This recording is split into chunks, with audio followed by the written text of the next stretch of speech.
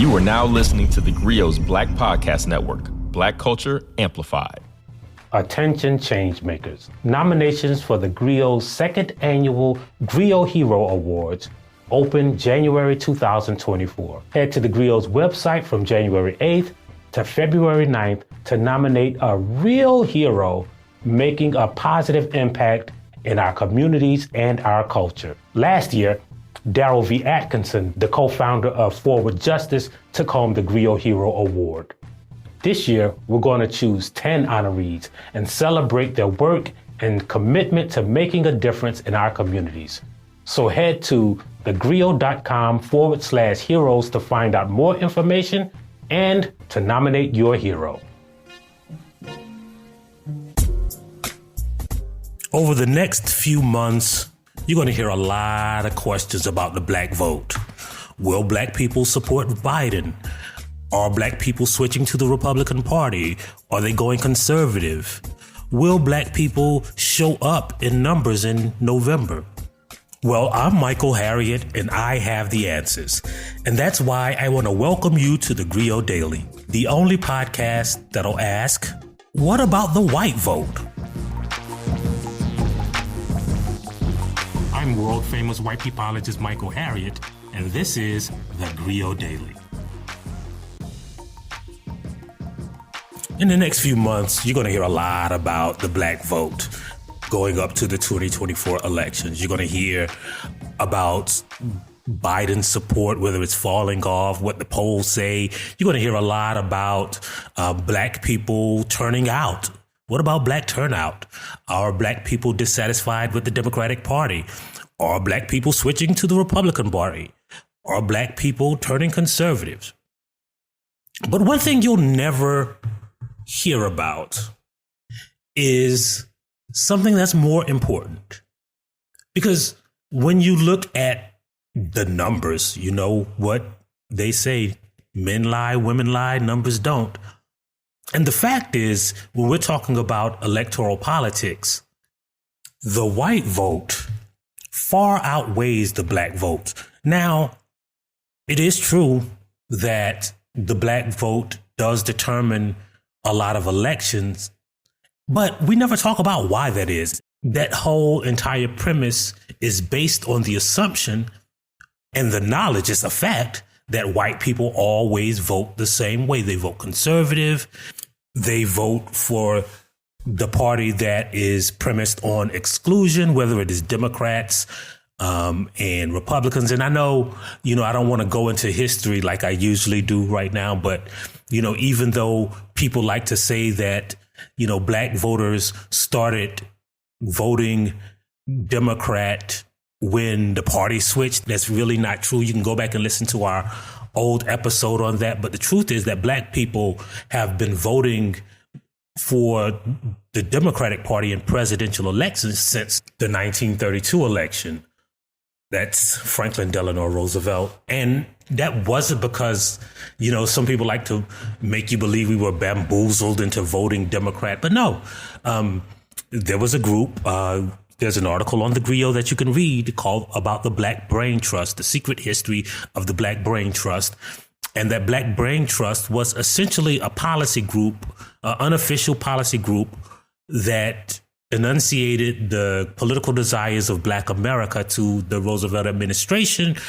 And because of that group, that Black Brain Trust, some people called it the Black Cabinet, but whatever you call it, it was the policy ideas that black people fought for and in some cases were delivered that made black people vote for a specific party since, again, the 1932 election. But again, that's not what we're here to talk about. Because when you talk about the black vote, you're automatically assuming and kind of leaving out the most important part of the equation, which is that white people keep voting for the party that opposes black liberation and freedom and equality. And so it wasn't that like white people switched to the GOP during the civil rights movement. It's that when they realized where the black vote was going, white people just switched to the opposite party. And that history is important when you talk about the black vote. Because when you talk about, any political group or any electoral politics, you have to start with the majority, right? And in America, the majority of voters have always been white. And as we can see, for the last 60 years, white people have voted for the GOP. And we can get into an argument of semantics, a chicken versus egg argument about, did the GOP become racist because white people voted for them, or did white people start voting for the GOP because they were the party of racism? It really doesn't matter. Whichever side you land on, the facts are that, again, we can always count on the majority voting for the GOP.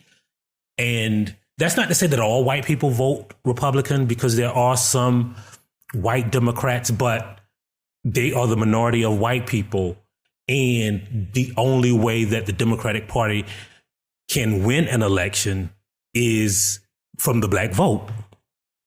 But we never really dissect what that white majority is voting for. And in the upcoming election, it's clear, right? It's clear that the presumptive nominee, Donald Trump, performs racism, right? We don't even have to discuss whether he is a racist, but we know he says racist things, tries to enact racist policies, and does racist stuff, right? And whether it is because of his quest for power or whether it's because it's what he believes in, it really doesn't matter, right? Like, the intention doesn't matter as much as the result. And when it comes to the Republican Party, not just Donald Trump, we're talking about Republican congressmen, Republican legislators who are trying to outlaw Black history in states across America, who are trying to roll back affirmative action, that they did actually roll back affirmative action through the proxy of the Supreme Court, or the conservative members of the Supreme Court who were nominated by Republican presidents and passed by Republican legislators. We can look at the resistance to police reform and how police brutality disproportionately affects Black Americans. We can look at the dog whistles about welfare and government handouts and how they don't consider like farm handouts and tax breaks for the rich to be government handouts. But, social programs are considered, welfare. And thus we have welfare queens. We can look at voting rights legislation. We can look at the idea of diversity, equity, and inclusion and the Republican resistance to it. We can look at gerrymandering, the unwillingness to reform the criminal justice system. We can look at stuff like birtherism, immigration, education reform, gun reform, the minimum wage, housing, reparations. And what we'll see is that the vast majority of white people are going to vote against all of these things that Black communities fight for. But here's the thing, right? All that stuff that I mentioned, those are policies that are specifically for Black people. More white people are killed by gun violence every year than Black people.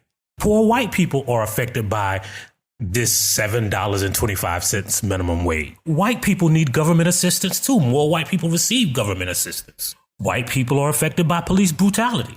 White people need housing. White people would benefit from an economy that was stimulated by something like reparations. But unlike the vast majority of white people, the majority of Black people are not voting against their own economic, political, and social interests. White people are. And so if you're going to talk about electoral politics or the Black vote, you first have to start with the premise that white people keep voting in this regressive, conservative, anti-democratic, anti-progressive way that hurts not only black people, but white people. And in the upcoming election, most white people are going to vote for a man who is in court on, I don't even know how to count how many criminal and civil charges Donald Trump has racked up by now. But most white people are still going to vote for him while still believing in law and order. Most white people are going to vote for politicians that refuse to raise the minimum wage, for politicians that want to erase black history, who want to keep paying people below a living wage, for people who are against education reform.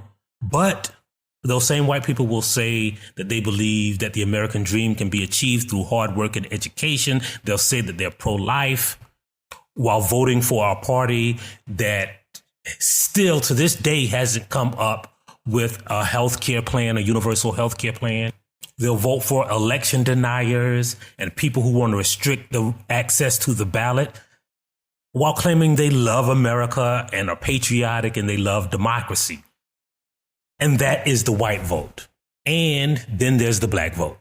There's all this discussion about what black people are going to do because they know what white people are going to do. And they know what white people are going to do because they've done the same thing every election since America was conceived of. And at some point, we're going to have to discuss that. You can't have an honest discussion about politics, a real discussion about politics, until we discuss the white vote, the anti-progressive vote, the vote that prevents us from being a more perfect union. The black vote is like America's special teams.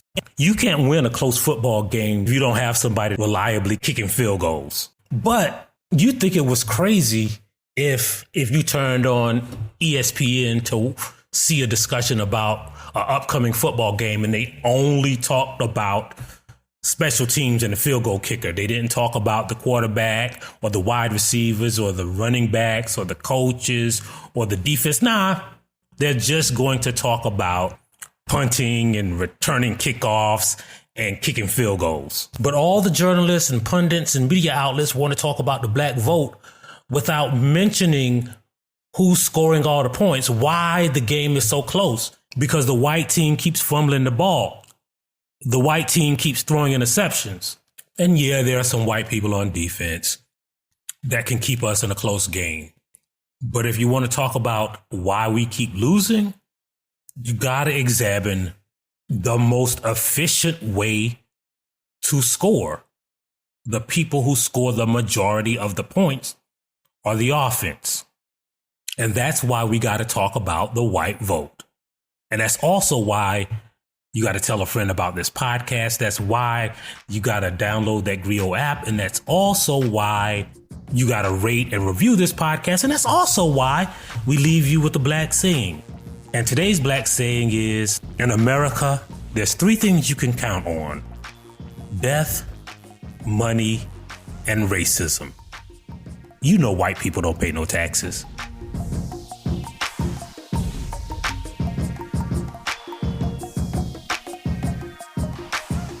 If you like what you heard, please give us a 5-star review, download the Grio app, subscribe to the show, and share it with everyone you know.